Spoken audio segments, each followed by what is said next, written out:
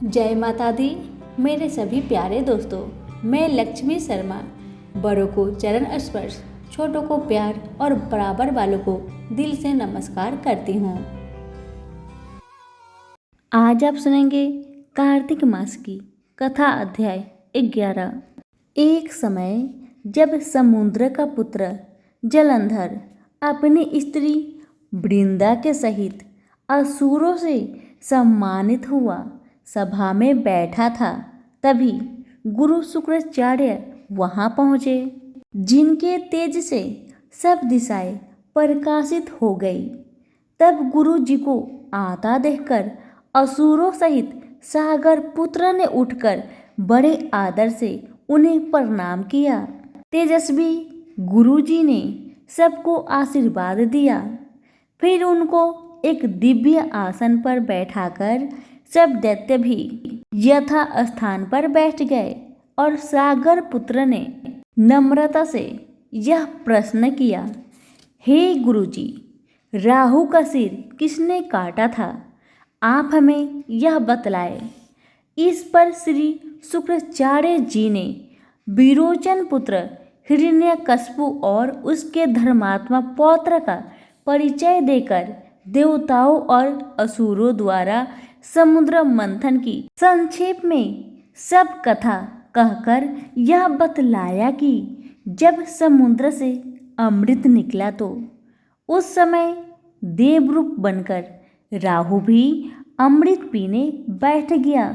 इस पर इंद्र के पक्षपाती भगवान विष्णु ने राहु का सिर काट डाला।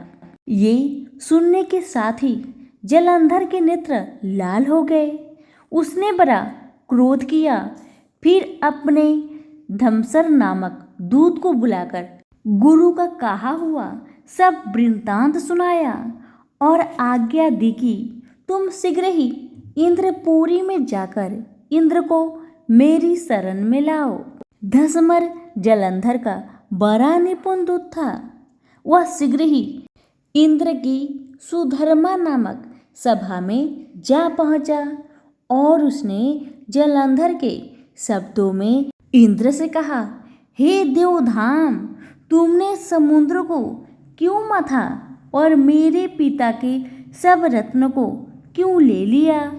ऐसा करके तुमने अच्छा नहीं किया। यदि तू अपना भला चाहता है तो उन सब रत्नों सहित देवताओं के साथ मेरी शरण में आ, अन्यथा हे सूराथम, मैं सत्य कहता हूँ कि तेरा राज्य ध्वंस कर दूंगा। इंद्र यह सुनकर बहुत विस्मित हुआ और कहने लगा, पहले सागर ने मेरे भय से सब पर्वतों को अपनी कूची में क्यों स्थान दिया और मेरे शत्रु दैत्य की क्यों रक्षा की? इसी कारण से मैंने उनके सब रत्न हरण किए हैं। मैं सत्य कहता हूँ कि मेरा द्रोही सुखी नहीं रह सकता। इंद्र की बात सुनकर वह दूत शीघ्र ही जलंधर के पास आया और सब बातें उसे कह सुनाई, जिन्हें सुनते ही वह दैत्य क्रोध के मारे अपने होठों को काटने लगा और देवताओं को जीतने के लिए उसने उद्योग आरंभ किया। फिर तो सब दिशाओं तथा पाताल से करोड़ों दैत्य उसके पास पहुंच गए। शुभ निशुभ सेनापतियों को साथ लेकर जलंधर इंद्र से युद्ध करने लगा। शीघ्र ही उसने इंद्र के नंदनवन में अपनी विशाल सेना उतारकर वीरों की शंख ध्वनि और घोर गर्जन से इंद्रपुरी गूंज उठी। अमरावती छोड़ देवता उनसे युद्ध करने चले। भयानक मारकाट हुई। दोनों पक्ष के आचार्य अपने अपने मृतकों को जीवित करने लगे। असुरों के आचार्य गुरु शुक्र अपनी मृत संजीवनी विद्या से और देवगुरु बृहस्पति द्रोणागिरी से औषधियां लाकर मृतकों को जिलाते रहे। इस पर जलंधर ने अपने गुरु शुक्राचार्य जी से क्रोध होकर कहा, मेरे हाथ से मरे हुए देवता कैसे जीवित है? जिलाने वाली औषधियाँ तो सब आपके पास ही है, फिर यह कैसे संभव है? इस पर श्री शुक्राचार्य जी ने गुरुदेव श्री बृहस्पति जी द्वारा द्रोणागिरी से औषधि लाकर देवताओं को जिलाने की बात बताई। यह सुनकर जलंधर और भी क्रोध हो गया। श्री शुक्राचार्य जी ने कहा, क्रोध क्यों होते हो? यदि शक्ति है तो द्रोणागिरी पर्वत को उखाड़कर समुद्र में फेंक दो, तब मेरे कथन की सत्यता प्रमाणित हो जाएगी। इस पर जलंधर क्रोध होकर शीघ्र ही द्रोणागिरी पर्वत के पास जा पहुंचा और अपनी भुजाओं द्वारा उसे जड़ से उखाड़कर समुद्र में फेंक दिया। यह तो भगवान शंकर का तेज था, इससे जलंधर की कोई विचित्रता नहीं थी। तत्पश्चात यह सागर पुत्र युद्ध भूमि में आकर बड़े वेग से देवताओं का संहार करने लगा।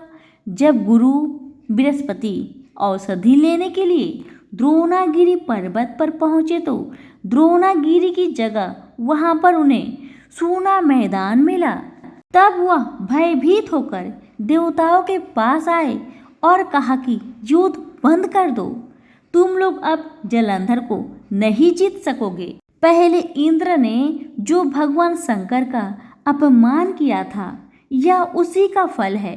यह सुनकर देवता युद्ध की आशा त्याग अत्यंत ही व्याकुल हो इधर उधर भाग निकले। सिंधु सुत निर्भय होकर अमरावती में प्रविष्ट हो गया। इंद्र आदि सब देवताओं ने गुफाओं में शरण ली। यहीं पर हमारी कार्तिक मास की कथा अध्याय 11 समाप्त हुआ। सभी प्रेम से बोले कार्तिक के ठाकुर की जय हो। धन्यवाद।